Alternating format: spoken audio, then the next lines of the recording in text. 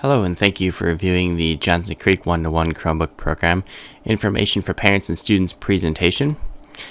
Our mission in the district is we, the members of the School District of Johnson Creek, believe in the potential of all and are committed to developing lifelong learners who value themselves, contribute to their community, and succeed in a changing world.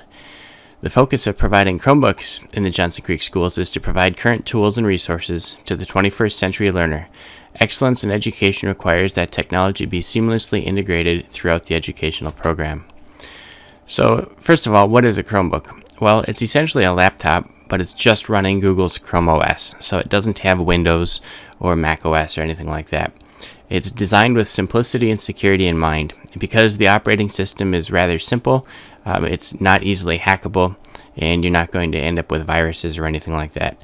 The machine itself ends up being very low maintenance since it's such a simple machine. What are students using Chromebooks for at Johnson Creek schools? Well, most curriculum today is actually created for a one-to-one environment, and this is actually done by the textbook companies, and is even actually an initiative that's being done throughout the state of Wisconsin. By having a Chromebook in the classroom, it's actually keeping curriculum current and relevant. As you know, textbooks will quickly outdate, but if you're using digital technology, you always have the most current information. Chromebooks can also be used for communication and collaboration. This is between student peers as well as teachers. Google Docs and Google Drive in general was designed to be a collaboration piece, which means that students can work together on the assignments even though they're on their own Chromebook. Chromebooks are also used to access our learning management systems, and there's two primary learning management systems that are used in the district, and that is Canvas by Instructure and the Google Classroom. So what those do is it allows the students to be able to access assignments. Teachers will also post assignments, and they'll have a class calendar. Teachers can create tests and quizzes that the students can take right online. And there's other material that can be accessed, informational material and other resources that can be posted right to the learning management system for easy access. The Chromebook also promotes leadership in students' own learning. One of the things that staff members try to do is encourage students to find the answer to their own questions. So, for example, if a student may not know how to do something, maybe it's a math problem they don't know how to do, they can use resources online to research how to complete the problem on their own. And this is just one example, but there's many others in which the students are really in charge of their own learning. Additional uses of a Chromebook in the classroom could be a flipped classroom. So what this is a teacher would go ahead and create the basically the lecture, either in a YouTube channel or by other means, and then the student could view that material at home. Then classroom time is actually used to work on what would normally be homework. This allows the teacher to go around and assist the student in completing the work, making sure that it's done correctly and being available to answer questions. Other uses include project-based learning, formative assessments, creating a paperless classroom, as well as accessing our many e-textbooks that we now use in the district. One of the biggest concerns for parents is how is the district protecting the students while on the Chromebook? Well, first of all, we do make sure that we teach digital citizenship within the classroom. But beyond that, we also do filtering. When students are on campus, we have a multi-step filtering process. The first one is a sonic wall. The sonic wall is actually what all of our technology devices use to exit the building. For example, if you're on an iPad or a Chromebook or even a regular desktop computer, if you want to get out of the building to the actual internet, it has to pass through the sonic wall.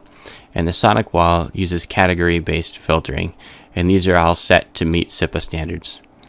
We also use GoGuardian and the Google Admin dashboard within the school on campus.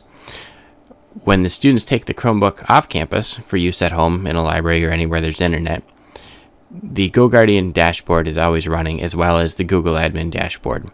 So the way that this works is GoGuardian is an app that runs in the background that cannot be closed, and it monitors student activity at all time. It keeps track of what websites they're going on, but it also filters the students. So if they're trying to access inappropriate websites, it'll automatically block that website. The Google Admin dashboard is also a dashboard that the Google administrator is able to access to check history, log into student accounts, view emails, and so forth. Even though we have these excellent protections, it's also recommended that parents are still monitoring student use of the internet at home, whether it's on a school computer or even their home computer, and parents should be aware of what students are doing online. Student expectations when it comes to the Chromebook. First of all, students are responsible for the general care of the Chromebook. So Chromebooks are expected to be brought to school charged every day, so that way they're ready to use, just as if you were bringing a pencil and piece of paper to class.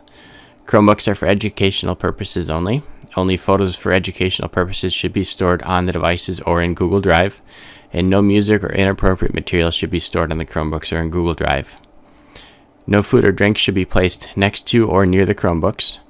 Cords and cables must be inserted into the Chromebooks carefully.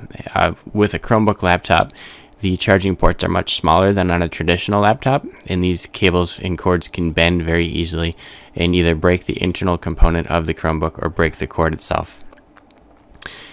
Since Chromebooks are a little bit smaller, they're not quite as durable as laptops, and therefore heavy objects should not be placed on top of the Chromebook. This can easily cause the screen to crack.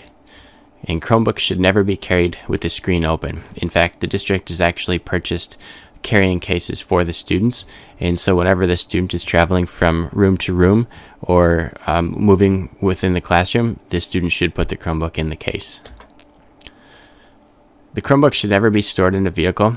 The Chromebook can actually get too hot or even too cold, and then will fail to work if this happens. You only want to clean the screen with a soft microfiber or anti-static cloth, and you do not need to use any liquid. Students are responsible for securely storing their Chromebooks when not in use. They should either be in the locker or in their possession and kept away securely. Students are to use the case that is supplied by the district and then cased anytime transporting the Chromebook from class to class, as mentioned before. Students should not decorate the Chromebooks or cases with stickers, skins, markers, or anything like that. Students are to be on the task assigned by their teacher at all times. They should not have extra tabs open. Chromebooks will only be used for educational purposes directed by the school staff, and this can be checked in GoGuardian. If a Chromebook ends up broken or damaged, it should be brought to the library with a description of the issue, so that it can be repaired. A loaner Chromebook may be available, but not necessarily so. And the students may be responsible for the cost of the repair. You can see the one-to-one handbook for more information on this. The one-to-one handbook can also be found on the same website that you found this video. Only the student who is issued the Chromebook should be the one that's logged in and using it.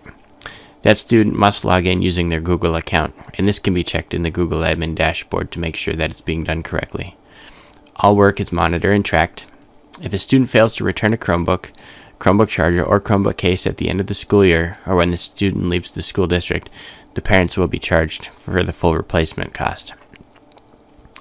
When receiving the Chromebook, the parent or guardian and student must sign and return the district-issued Chromebook user agreement, which is in Appendix D of the one-to-one handbook, before the Chromebook is issued to the student. Each Chromebook will be labeled with an Asset ID sticker that'll say Johnson Creek School District on it, as well as an inventory sticker number. The inventory sticker number is going to match the charger as well as the case. And if you have any additional questions, you can review the frequently asked questions page in the one-to-one handbook, or you can contact our technology director, Brett Peruco, at perucob@johnsoncreekschools.org, or Lisa Crone, our director of teaching and learning, at cronel@johnsoncreekschools.org.